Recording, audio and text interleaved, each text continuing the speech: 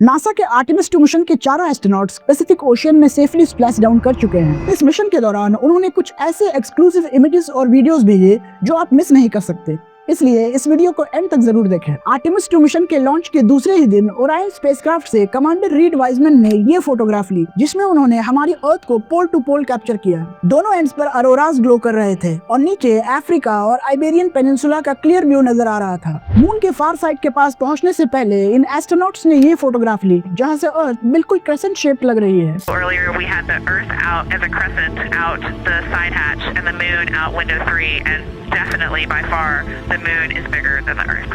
इसके बाद जैसे ही ये एस्ट्रोनॉट्स मून के फार साइड के पास पहुंचे, उन्होंने मून के इस एरिया को इतनी नजदीक से देखा जहां अब तक कोई इंसान नहीं पहुंच पाया था। ये सब देखकर उन्होंने मिशन कंट्रोल से रिक्वेस्ट की कि वो मून के फार साइड पर न्यूली आइडेंटिफाइड 2 क्रेटर्स को नाम देना चाहते हैं। उन्होंने पहला नाम रखा इंटेग्रिटी, जो उन चारों क्रू मेंबर्स ने अपने ओरायन स्पेसक्राफ्ट को निकनेम दिया था, और दूसरा नाम उन्होंने दिया कैरल, कमांडर रीड वाइजमैन की लेट वाइफ, जो 2020 में कैंसर की वजह से गुजर गई थी। उसी मोमेंट वाइजमैन इमोशनल हो गए और तभी उन चारों एस्ट्रोनॉट्स ने एक दूसरे को गले लगा लिया। यही नहीं, डे 6 में कुछ और भी ज्यादा अनबिलीवेबल हुआ।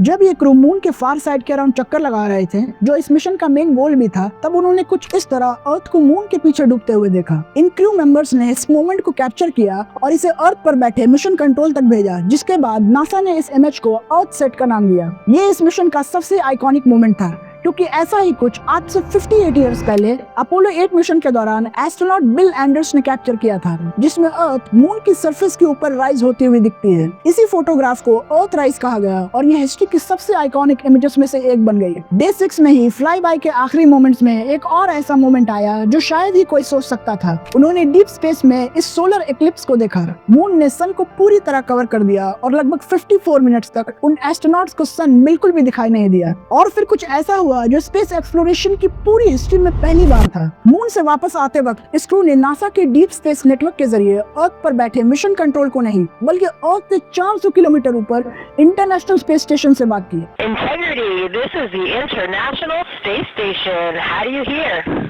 Hey, International Space Station. ये हिस्ट्री का पहला शिप टू शिप कॉल था, जिसमें 2 अलग स्पेसक्राफ्ट हजारों किलोमीटर्स की दूरी पर स्पेस में एक दूसरे से बात कर रहे थे। अगर आप ऐसी स्पेस स्टोरीज मिस नहीं करना चाहते तो अभी सब्सक्राइब कर लो। मिलते हैं अगले एपिसोड में, तब तक के लिए स्टे क्यूरियस।